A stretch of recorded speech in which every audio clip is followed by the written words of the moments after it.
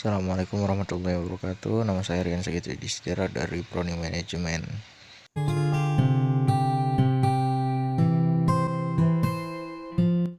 Konsep dasar ilmu ekonomi. Pengertian ilmu ekonomi. Kata ekonomi merupakan kata yang tidak asing bagi kita karena sering kita dengar dan gunakan dalam kehidupan sehari-hari. Contohnya golongan ekonomi lemah, kesulitan ekonomi, atau pertumbuhan ekonomi. Kata ekonomi berasal dari bahasa Yunani, yakni oikonomia, artinya manajemen rumah tangga. Asal katanya oikos yang berarti keluarga atau rumah tangga, dan nomos yang berarti peraturan, aturan, atau hukum. Oikonomia adalah aturan masyarakat sebagai hukum kodrat yang menetap rumah tangga yang baik. Terdapat beberapa rumusan tentang pengertian ekonomi yang disampaikan oleh para ekonom. Rumusan-rumusan yang mereka sampaikan antara lain sebagai berikut. Richard G. Lipsey menyatakan bahwa ilmu ekonomi adalah ilmu yang mempelajari pemanfaatan sumber daya yang langka untuk memenuhi keinginan manusia yang tidak terbatas. Ilmu ekonomi dapat dibagi menjadi 8 cabang berikut.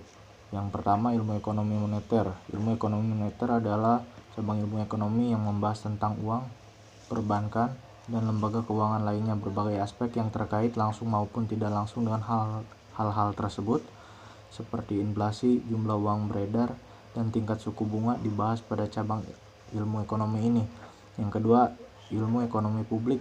Ilmu ekonomi publik adalah cabang ilmu ekonomi yang membahas tentang kebijakan pemerintah dalam perekonomian. Hal-hal yang dibahas pada ilmu ekonomi ini diantara lain adalah APBN, APBD, utang pemerintah, pajak, dan retribusi. Yang ketiga, ilmu ekonomi industri. Ilmu ekonomi industri adalah cabang ilmu ekonomi yang memfokuskan pembahasan pada interaksi berbagai perusahaan dalam suatu industri. Interaksi tersebut dapat berupa persaingan usaha, kinerja perusahaan, atau kartel. Pembahasan pada cabang ilmu ekonomi ini termasuk dalam lingkup ekonomi mikro. Yang keempat, ilmu ekonomi internasional. Ilmu ekonomi internasional adalah cabang ilmu ekonomi yang membahas tentang kegiatan perekonomian antar bangsa atau negara. Kegiatan perekonomian tersebut dapat berupa transaksi perdagangan antar negara, aliran investasi antar negara, dan neraca pembayaran. Kelima, ilmu ekonomi regional. Ilmu ekonomi regional adalah cabang ilmu ekonomi yang diantara lain membahas tentang interaksi ekonomi antar wilayah dan proses perkembangan suatu wilayah. Yang keenam, ilmu ekonomi sumber daya alam atau SDA. Ilmu ekonomi SDA adalah cabang ilmu ekonomi yang membahas masalah dan alokasi sumber daya alam yang optimal menurut ekonomi. Pokok bahasan pada ilmu ekonomi ini diantaranya adalah eksternalitas positif dan negatif. Yang ketujuh, ilmu ekonomi sumber daya manusia (SDM). Ilmu ekonomi sumber daya manusia adalah cabang ilmu ekonomi yang membahas faktor produksi tenaga kerja. Pembahasan pada cabang ini antara lain adalah masalah pengangguran, upah minimum, dan tingkat pendidikan calon tenaga kerja. Yang kedelapan dan yang terakhir adalah ilmu ekonomi syariah. Ilmu ekonomi syariah bertujuan untuk menerapkan ekonomi Islam. Pokok pembahasan dalam cabang ilmu ekonomi ini antara lain adalah prinsip bagi hasil, penghapusan riba dalam perekonomian, dan zakat. Berikutnya adalah keseimbangan pasar. Keseimbangan pasar adalah suatu keadaan ketika permintaan dan penawaran berada pada suatu titik yang sama. Syaratnya jumlah barang yang diminta di pasar tersebut sama dengan jumlah barang yang ditawarkan. Rumusnya QD sama dengan QS atau PD sama dengan PS, yaitu perpotongan kurva permintaan dengan kurva penawaran. Berikut adalah rumus keseimbangan pasar serta keterangannya. Selanjutnya, masalah pokok ekonomi. Masalah ekonomi klasik. Teori ekonomi klasik menyebutkan bahwa ada 3 masalah pokok ekonomi klasik yang menjadi satu kesatuan. Yang pertama produksi, kedua distribusi, ketiga konsumsi. Teori ekonomi klasik memiliki satu tujuan, yaitu mencapai kemakmuran. Masalah produksi adalah permasalahan bagaimana memproduksi semua barang dan jasa yang dibutuhkan oleh banyak orang. Masalah distribusi adalah permasalahan bagaimana barang hasil produksi sampai ke konsumen yang tepat melalui transaksi.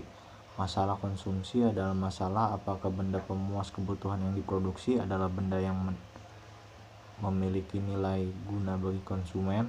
Sedangkan masalah ekonomi modern, yaitu ada dua kunci utama permasalahan ekonominya. Yang pertama, kelangkaan. Kedua, pilihan. Teori ekonomi modern menekankan pada 3 masalah pokok ekonomi modern, yaitu yang pertama ada apa dan berapa yang diproduksi, yang kedua bagaimana cara memproduksi, yang ketiga siapa produsen dan untuk siapa diproduksi. Elastisitas permintaan dan penawaran. Artian elastisitas permintaan menurut Nugroho tahun 2003. Elastisitas permintaan adalah tingkat kepekaan perubahan permintaan terhadap perubahan harga dan pendapatan. Faktor yang mempengaruhi elastisitas penawaran adalah sebagai berikut. Sifat perubahan biaya produksi. Penawaran suatu komoditas merupakan penawaran yang tidak elastis. Bila kenaikan penawaran hanya dapat dilakukan dengan mengeluarkan biaya tambahan yang sangat tinggi. Jangka waktu analisis. Dalam menganalisis pengaruh waktu terhadap elastisitas penawaran dapat dibedakan 3 jenis jangka waktu, yaitu jasa amat singkat. Dalam masa yang amat singkat, para penjual tidak dapat menambah penawarannya sehingga dengan demikian penawarannya bersifat tidak elastis sempurna. Jangka pendek. Dalam jangka pendek, kapasitas alat-alat produksi yang tidak dapat ditambah, tetapi setiap perusahaan masih dapat menaikkan produksi dengan menggunakan kapasitas yang tersedia. Jangka panjang. Dalam jangka panjang, produksi dan jumlah komoditas yang ditawar dapat mudah ditambah, oleh karenanya lebih bersifat elastis. Contoh kurva jenis-jenis elastis permintaan. Penawaran dan permintaan. Teori penawaran dan permintaan dalam ilmu ekonomi adalah penggambaran atas hubungan-hubungan di pasar antara para calon pembeli dan penjual dari suatu barang. Model penawaran dan permintaan digunakan untuk menentukan harga dan kuantitas yang terjual di pasar.